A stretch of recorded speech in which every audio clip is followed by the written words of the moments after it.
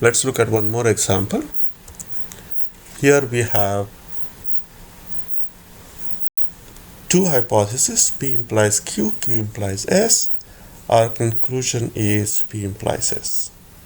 This is called hypothetical syllogism. So let's look at how we can go about doing that. I'm going to add one more restriction here, that we only want to use the modus ponens rule. So the solution would look something like this. Feel free to pause this right now in case you want to do this yourself. So first thing I have written is a premise. The second one I have written is a premise. The third one is what we are going to call an assumption. Let's look at why we are allowed to write this. Our conclusion is of the form P implies S. So what happens if P is false? If P is false, then the conclusion is automatically true, and so if P is false, the conclusion is guaranteed to be true, so we can assume that P is true because that's the only interesting thing in this case. A while back, I talked about proofs in terms of a tree, and that's kind of what we are getting to here.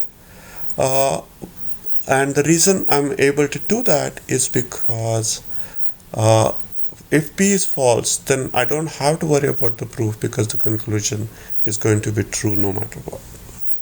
Now the rest is going to be straightforward. I apply modus ponens a couple times and that will give me the conclusion that I want.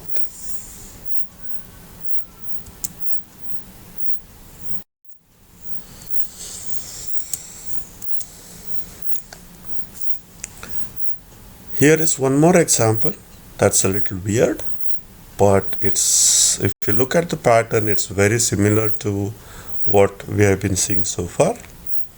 I have H1, which is Q or D. H2 is Q or D implies not P. H3 is not P implies A and not B. H4 is A and not B implies R or S. And our goal is to conclude that R or S is true.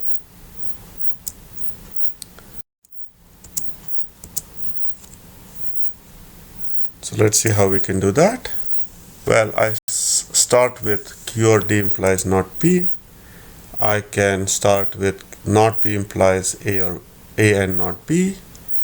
I can combine these two using the hypothetical syllogism that we just proved to get Q or D implies A and not B. We add one more premise. Keep going. Again, I can apply hypothetical syllogism one more time to get Q or D implies R or S. And finally, I can combine it with Q or D, apply modus ponens to get R or S.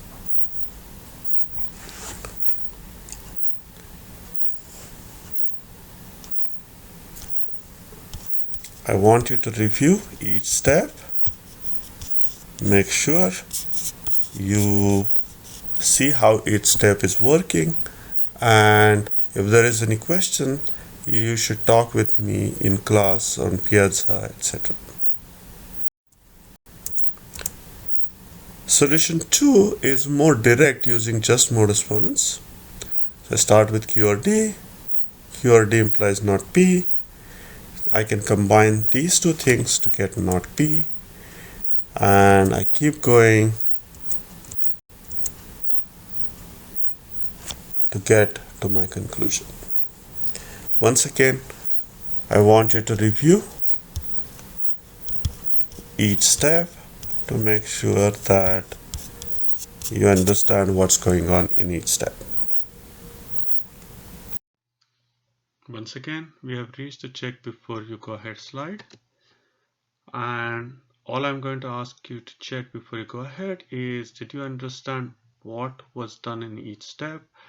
And to see if you got intuition as to why we applied that particular step at that particular time.